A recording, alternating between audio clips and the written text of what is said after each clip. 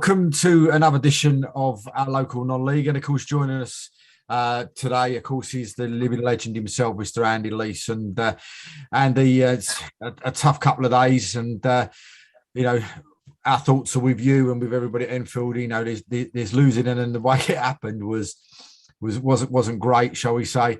But I mean, where's your head at the moment, and how are you feeling, first of all? Yeah, very, very difficult, Dave. I was okay yesterday. We've all got day jobs to go to, and I went to mine and was busy for 4, 5, 6 hours from very early in the morning. So I didn't have a lot of time to think about it, from Wednesday night. And then as I got to my phone yesterday and sort of caught up with a couple of people, with Maz and people in the chairman in the club. And then today, I have to say, it's really hit me, whether it's just that it's Friday and I'm normally preparing for something. I don't know, Dave, but the manner in which it happened was, incredibly disappointing. 3 minutes of normal time, 4 minutes of added time. And, we were just debating making a change. We would normally make our changes earlier in the game to either try and win something or to try and secure what we've got. But I'll be honest, David, didn't feel it was necessary. I didn't feel we were under pressure. I couldn't see them scoring. And then, it opened up and 2 bits of fantastic finishing undid us. And I'm kind of okay. I'm more philosophical these days about these things. I've had success in playoffs, semi-finals, finals. I've also failed in them as well. So I've seen both sides, and I'm pretty philosophical at the moment, Dave. In the sense that I'm not going to have a deep dig of what went, and look into what went on. I'm just going to bury it away and move on, as quickly as I can. And I've got to help my team around me to do that as well, including the playing squad. But I'm okay. I'm all right. You got to come to terms with it. Can't be getting consumed by it, Dave. It'll just it'll destroy you if you do. So I'm okay, but I appreciate you asking, because I always say who manages the manager. My chairman's very good. That Paul's been brilliant, and and the team around me. So I'm okay. What was it like in the dressing room afterwards? As you'd expect. I mean, we had a little chat out on the pitch. We knew it'd be noisy inside. Obviously, the opposition decided to make it that way, and that's entirely their kind of prerogative.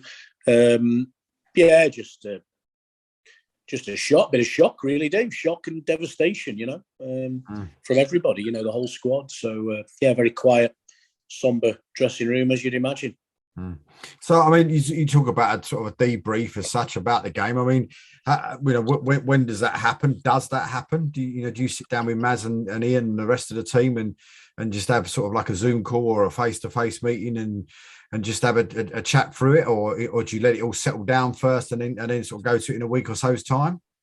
We will let it settle down. I think it's a bit too raw with the emotion and trying to. It's like losing a league game, in the sense that it's a football match you've lost. I'm not saying it's the same feeling, but you have to kind of just analyse and I've got to look at myself first, and we will as a management team.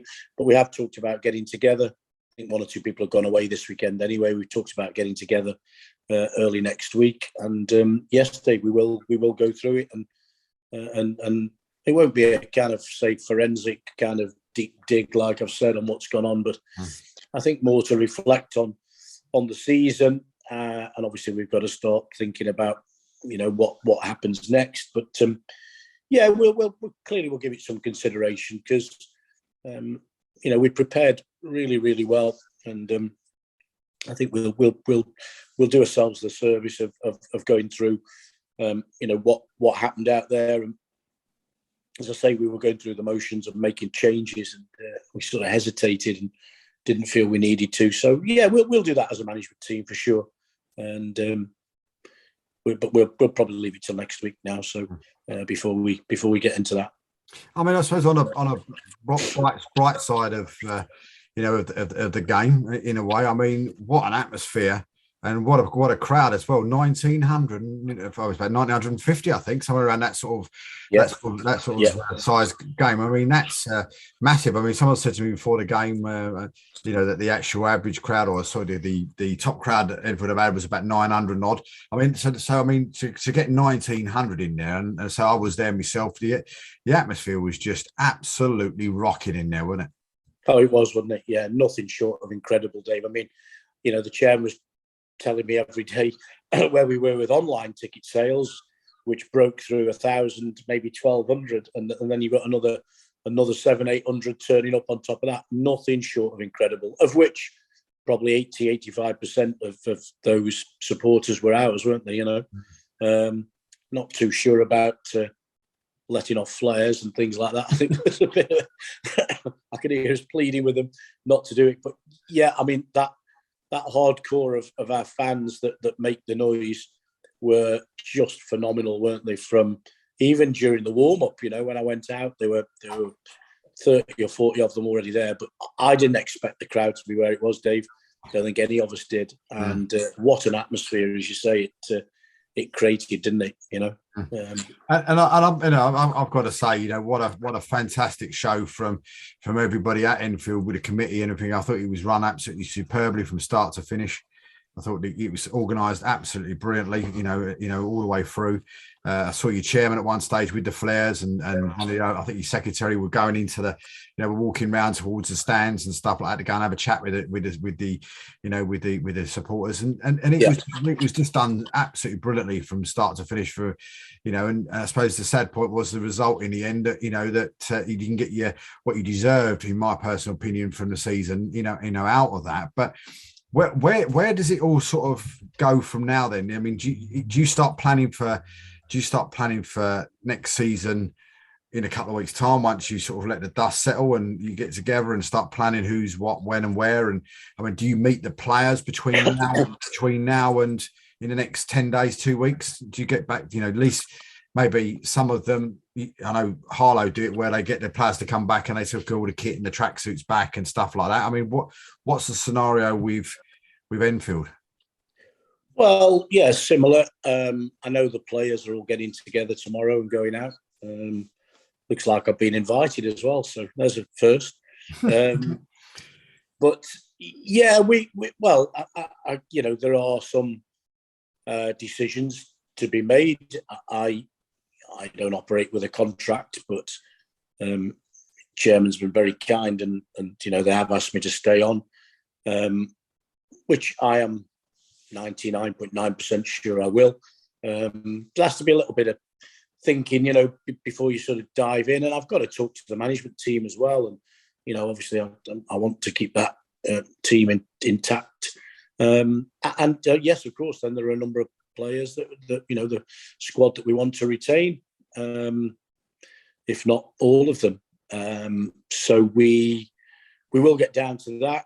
In the past, Dave, I've always done it more methodically and at a pace where I can where I've been building a squad, a bit like last summer, coming back after this sort of 2 years of the COVID truncated seasons, and you're sort of building it really. And but this year, I think we've got a squad that will want to stay together and that wants to go on and improve and go on better than this year. So that sense, the job might not be so difficult, and it might happen in a shorter space of time, I would hope.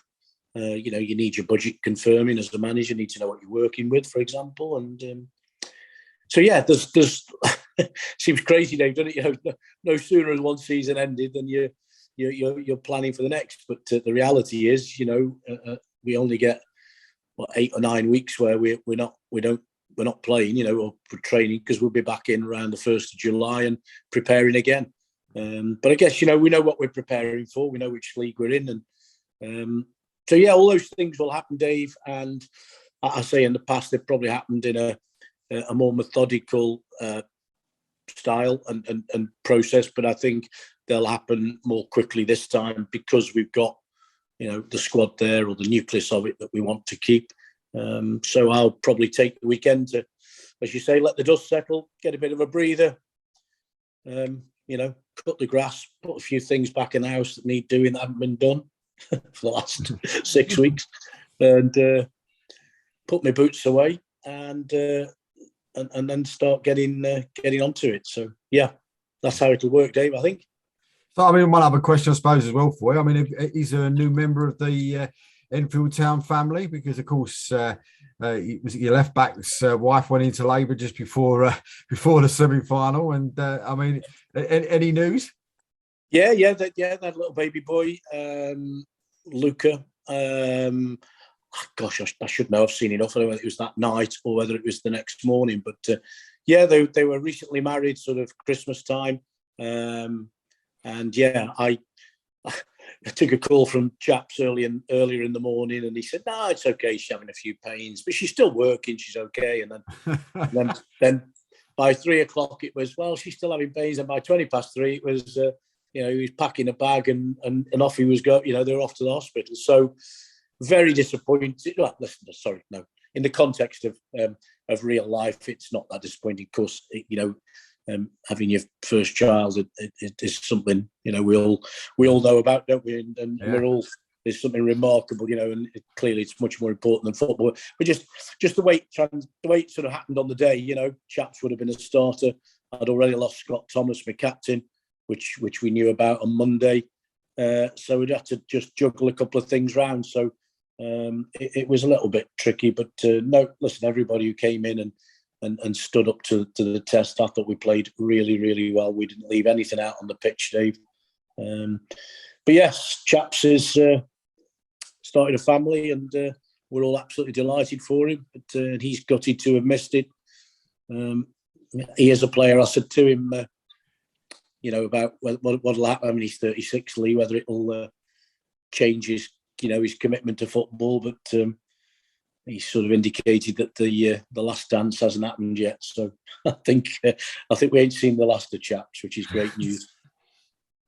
I mean, it's great news, but I mean, it's to say when you get to that situation, though, and I suppose just before a big semi-final, and you're losing 2 or 3 of your best players, it's not a great sort of thing for you as a manager. But the performance that the team put on was outstanding from start to finish for me. And he was just caught, as you said. I mean, I think it was a Sam Higgins goal, wasn't it? The equaliser, was it Sam's the equaliser, or But I mean, the goal you've seen it on the Twitter and Facebook, and that fantastic goal from there. And it was, and listen, I know you guys at Enfield were disappointed on the night, but listen, mate, I think everybody would say what a fantastic season you guys have had down there. You've been a credit to the Isthmian League from start to finish, you guys, and really looking forward to seeing what you bring to the party.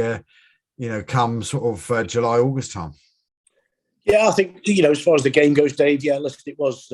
It's not great. Nathan Smith was injured on the Saturday as well, so got 3 of my key senior players out as well. They are, Nathan's an experienced player, an ex-professional. Scotty Thomas, my captain, and then Lee Chappell as well. And we lost 1 or 2 things, well, more than a few things with those boys being out of the side. But as you say, no discredit or disgrace to anybody who came in. I thought we were excellent. I thought we were on the front foot.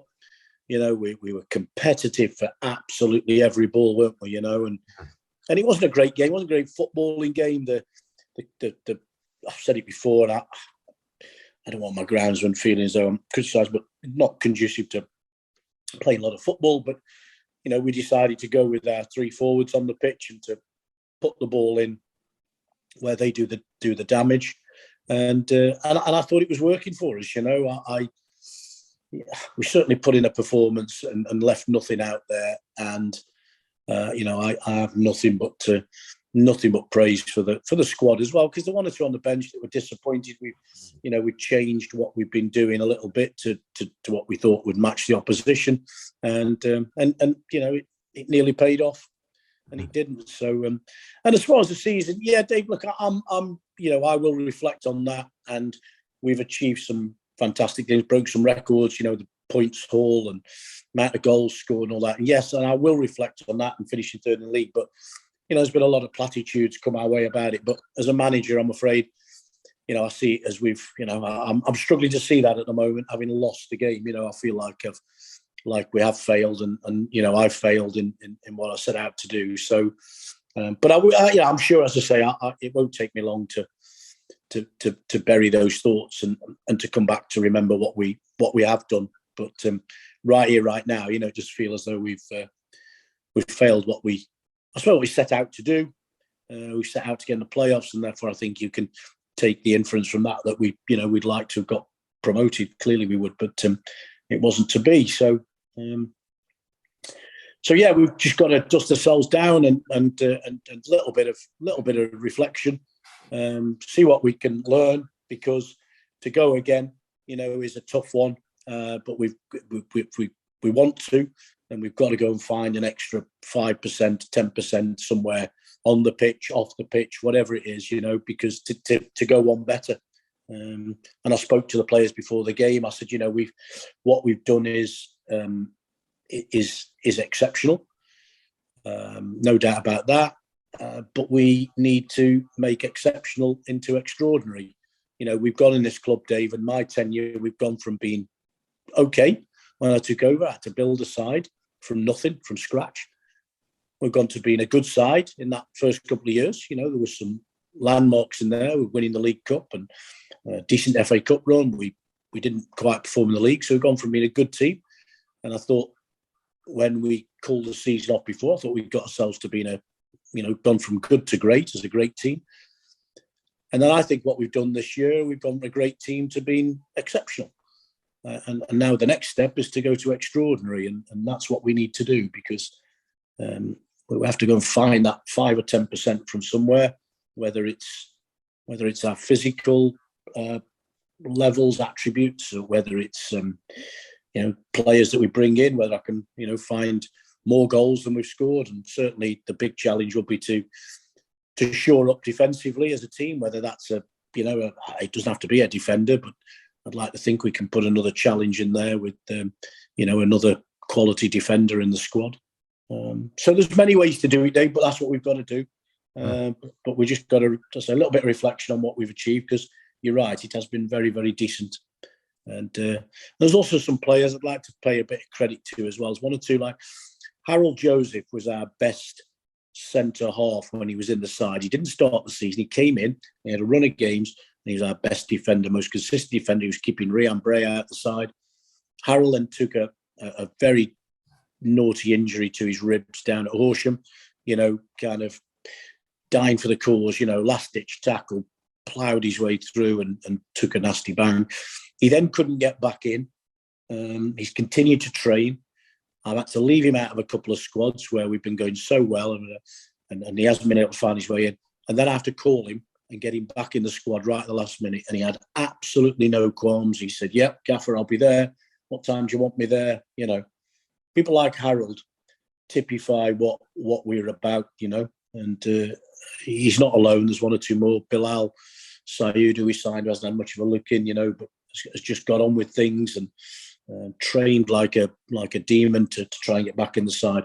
Lewis Taff, Lyle Delaverde, players I left out the other night, not happy, but huge contribution, the pair of them, to what we've done this year. So, yeah,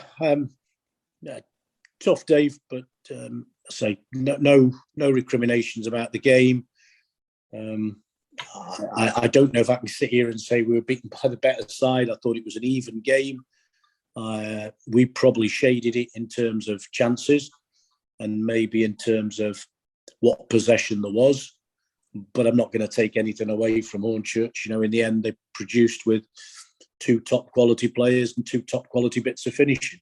And that maybe something we can learn from there. But my guys finished off as well, didn't they? With Mo, with the equaliser.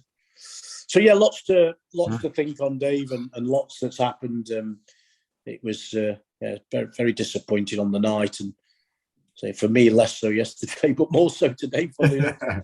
I'll probably, if I go and watch another playoff game anywhere, I'll probably go and watch Southern League playoffs or something, or the 11th step 4. I went to watch Ware the other night when Paul's team were playing, so I'm sure I won't be long from far from a game. That's where I'll be. That's where I'll be Monday. I must admit, I'll be at Ware's, them and Northley. But who are you expecting? I suppose one of the last two questions for you. I suppose the last but one question: who are you expecting not to be playing in the Isthmian Premier next year? I mean, who's gonna win this final? Is it gonna be Hornchurch, or is it gonna be the master himself, Mr. Craig Edwards? Is he gonna get Little Cheshunt into the into National League South? Hand on heart, haven't given it any thought. If I say I'm not bothered and I don't care, it'll sound a bit churlish. I don't know. You and I talked a lot about both teams when Hornchurch were not anywhere near the top 5 and then came with a great run. 16 games, weren't they? We were the first team to stop them in the tracks, but by then they'd pulled up. I don't know if you remember, Dave. We said that I thought Hornchurch and Horsham were underachieving, but they found their feet again, and they are built on solid defensive platform. And Cheshunt, we also said, didn't we? I couldn't see that happening, and I'll say it again. I think people can have a pop at me if they want. I couldn't see it happening, but I also said I hope it happened, because I was thinking of the local sort of football scene and success. I did say that I didn't think it happened, but I could see it happen, and I was right. I mean, their run has been absolutely phenomenal. After the FA Trophy, it must be something with the FA Trophy. Hornchurch win it and have a run. Cheshunt have a record-breaking season in it, and then have a run. But I don't know. You can't call it, can you? They've both got quality up front. They've both got solid defensive platforms. I just feel Cheshunt might have the bit of extra momentum. I think the only defeat they tasted in that run to get in the top 5 was at home to Hornchurch, 2-1 defeat on a night match. So that might be on the minds as well. But I don't think you can call it. And I am, we'll. I just don't know, Dave. I just can't call it. I think it will go all the way in the 90 minutes and might go all the way as well. So but they say they've both got forwards and wide players, and for example, who can find a goal out of nothing. And they've both got these very solid defensive platforms, 2 good goalkeepers. Can't call it, Dave. I'm going to sit on the fence, I think. And it was quite incredible, though, wasn't it? Both games finishing 3-2. Both games with a last-minute goal as well, as such. Yeah. So, it was an incredible evening for Isthmian Premier Football. But I suppose last question before we let you go away on your holidays and have a think about what jobs you've got to do around the house and everything else until you get back to football. I suppose it'd be wrong of me to actually not ask you this question. So, is there a message from you to the fans for the for the season that's just gone and what to expect? Yeah, I think the same message that I've put out all season, really, that we are a work in progress. Stick with us, because all across the season we've improved.